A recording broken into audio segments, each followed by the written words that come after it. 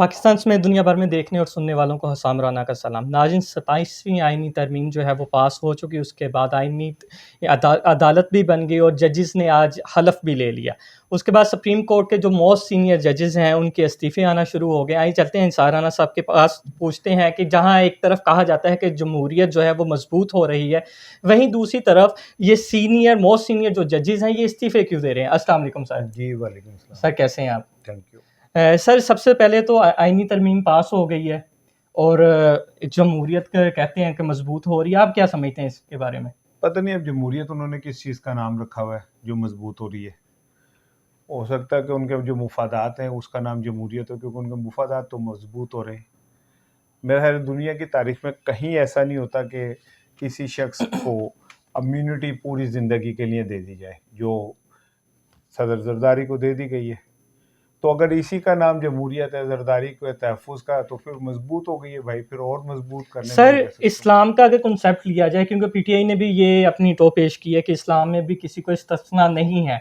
हज़ूर सल्लल्लाहु अलैहि वसल्लम ने भी कहा था कि अगर मेरी बेटी चोरी करेगी वो भी सज़ा की मुस्तहिक होगी। तो ये है इख्तियार इस्लाम में, उसके बावजूद इस्लामी जमहूरिया पाकिस्तान में किसी को हम इस्तिस्ना कैसे दे सकते हैं? बात यह है कि क्योंकि पाकिस्तान एक डेमोक्रेटिक मुल्क कहलाता है ना, तो हम डेमोक्रेसी में भी कहीं इसकी कोई गुंजाइश नहीं है। मज़हब तो हमारा एक ओवरऑल हयात है ना। तो अगर हज़रत उमर खलीफा वक्त अपने बेटे को कोड़े मरवा सकते हैं और उसके मरने के बाद उसकी कब्र पे कोड़े मरवा सकते हैं, तो फिर किसी को कोई इस्तिस्ना हासिल नहीं है। बिल्कुल। ठीक है ना। तो मेरा ख्याल है कि हम आहिस्ता आहिस्ता जंगल से भी बदतरीन दौर की तरफ जा रहे हैं। तो सर क्या ये सिर्फ वो अडियाला के वासी का डर है कि जो इस्तिस्ना ली जा रही है कि कल को आएगा गवर्नमेंट, क्योंकि पाकिस्तान में एक वो सर्कल चलता है, आज नहीं तो कल सर्कल घूम के कभी ना कभी तो आना है। क्या ये वो डर है? इसके पीछे असल रीज़न क्या है कि इतनी जल्दी? क्योंकि हमने देखा कि सेनेटर इरफान सिद्दीकी साहब जो हैं उनकी वफ़ात हुई, अल्लाह ताला उन्हें गरीक़ रहमत करे। वो उस पे भी वो चुप कर गड़बटिया वाला हिसाब था कि बताया नहीं था कि ये सेनेट इजलास आगे ना हो जाए। तो क्या इतनी जल्दी क्यों थी? मेरा ख्याल है कि इसमें बहुत सारे और अवामिल भी हैं, खाली यही नहीं है, और भी बहुत सारी चीज़ें हैं जो कैमोफ्लाज हो गई हैं इन चीज़ों के पीछे। और अभी तो 28वीं तरमीम आएगी। जी, वाडा साहब कह रहे हैं। उस 28वीं तरमीम में देखें क्या क्या होता है। उसमें प्राइम मिनिस्टर को इस्तिस्ना मिलेगी? वो नहीं मिलेगी, क्योंकि उन्हें पता है अगर उसे दी तो फिर इमरान खान को भी देनी पड़ेगी, तो इसलिए उन्होंने वो इस्तिस्ना वापस ली थी। बिल्कुल। वो कोई मतलब कोई सखी दरवेश नहीं है कि उन्होंने कहा जी मैं नहीं लड़ी। उन पे तो $16 अरब की फर्द जुर्म लगी हुई है, जो अभी तक वापस नहीं हो सकी। बिल्कुल। तो ये छोड़े इस्तिस्ना और वो उनका वो ये 28वीं तरमीम में 18वीं तरमीम का मुकम्मल सफाया कर देंगे, जिसके लिए अभी इन्होंने इसलिए नहीं किया कि पीपल्स पार्टी थोड़ा सा रिलेक्टेंट थी और वो थी, तो अब वो जो अपने बेसिक चीज़ें उन्होंने करवा ली है पीपल्स पार्टी ने, इसके बदले अपने जरदारी साहब को वो मिल गया, उन्हें आज़ाद कश्मीर मिल गई। तो अब जब ये सब चीज़ें हो गई, अब नेक्स्ट स्टेप पे जो रह गई हैं चीज़ें वो पूरी करवाएंगे वो। सर उसके बाद हमने देखा कि जस्टिस मंसूर अली शाह साहब का इस्तीफ़ा, जस्टिस अतर मिनल्ला साहब का इस्तीफ़ा, फिर उस पे जो जस्टिस मंसूर अली शाह साहब ने इस्तीफ़ा दिया उस पे फिर अहमद फराज की गज़ल के चंद अशआर। तो ये पहले इस्तीफ़ा क्यों नहीं दे दिया, आने के बाद ही क्यों दिया गया? नहीं, वो रजिस्ट करते रहे इस सिस्टम के खिलाफ। अब जब उन्होंने देखा कि अब ये आइन ही ख़त्म हो गया है 26वीं तरमीम के बाद, फिर अतर मिनल्ला साहब ने भी तो यही कहा ना कि अब आइन ही नहीं रहा, तो मैं किस आइन के तहत जज हूँ। आइनी कोर्ट बन गई, बेंच से कोर्ट बन गई, जजेस अलॉट हो गए आज, ठीक है, हलफ बर्दारी भी हो गई। अब जो सुप्रीम कोर्ट का बेसिक काम है वो क्या रह गया पीछे?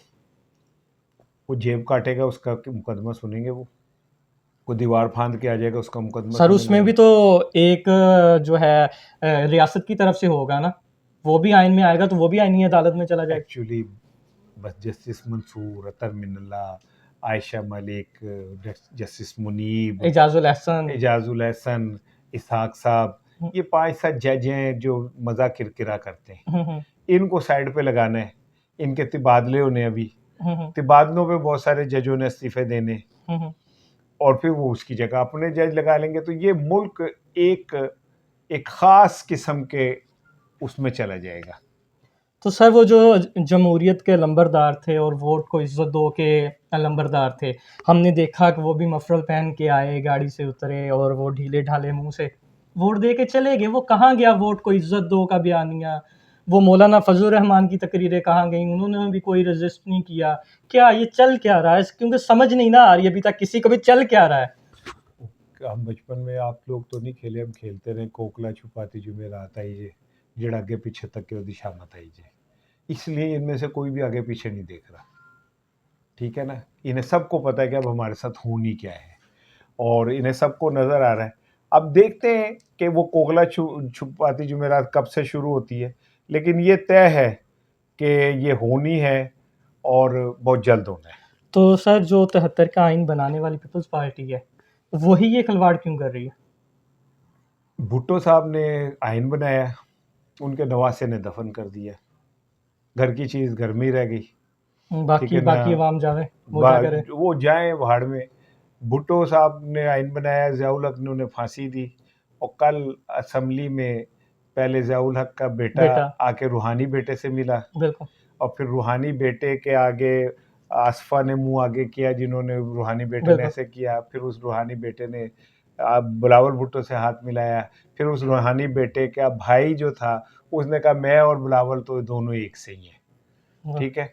तो भुट्टो को ज़ियाउल ने तो नहीं मारा, भुट्टो को तो कल जो है अदालत उसमें पार्लियामेंट के अंदर। सर बीबी भी इसी आइन के लिए रेज़िस्ट करती रही है, इसी जमहूरियत के लिए लड़ती रही और है। अब ये जो कहते हैं ना कि जी हमने मिसाक जमहूरियत की वजह से, तो मिसाक जमहूरियत में तो बलदाती इंतखाबात का भी है, हुँ। सूबों की उसका भी है, इख्तियारात का भी है। इख्तियार का भी है। तो उस पे भाग रहे हो, ठीक है ना। जहाँ पे तुम्हें पता है कि इत्थे साडी दाल रोटी का मामला है, वहाँ पे आप खड़े हो रहे हो। सर कल फैसल वाडा बैठे हुए थे वसीम बदामी के शो में। उन्होंने कहा कि हम कानून बनाने वाले हैं। हम जो चाहेंगे, जैसे चाहेंगे कानून बनाएँगे। हम कानून बना के ही काम करेंगे और कानून के दायरे में ही रह के काम करेंगे। एक तो इस्टेब्लिशमेंट के नहीं मुझे समझ आती है, वो ऐसे लोगों को उन्होंने अपना भोंपू बनाया जिनकी क्रेडिबिलिटी खत्म हो गई है। उस जब वावड़ा बोलता है तो सबको पता था कि वो किसकी ज़बान बोल नहीं, रहा है। वो तो खुद कहता है ना कि मैं उनका बंदा हूँ, वो तो अब हम्म। अपने मुँह से कहता है। लेकिन ये फिर सारा जो पीछे से दिया जाता है, उनको सिलेबस याद करवा के भेजा जाता है, ये उधर से ही आ रहा है फिर। जाहिर है उधर से आता है वो, और वो वही बोलते हैं मास्टर वॉइस, जो उनको बताया जाता है वही बात करते हैं। लेकिन उसकी क्रेडिबिलिटी कितनी है ये नहीं मुझे पता। सर केपी के वज़ीर आला के लिए भी कह रहे हैं कि आप घेरा तंग करने का सोच रहे हैं, गवर्नर राज का सोच रहे हैं। आप तो मैं आपका इससे पहले जो आपका चैनल था उस पे मैंने आपका व्लॉग भी सुना था, जब वो आईएसपीआर ने किया था तो आपका लुडियाँ डालने को दिल कर रहा था, भंगड़े डालने को। वो अभी भी कर रहा है कि नहीं? बात यह है, मेरी एक ज़ाहिर एज है, मैंने बहुत बिल्कुल, सारे दौर देखे। बिल्कुल। हर दौर का हाकिम ये समझता है कि बस मैं ही ज़ालिम।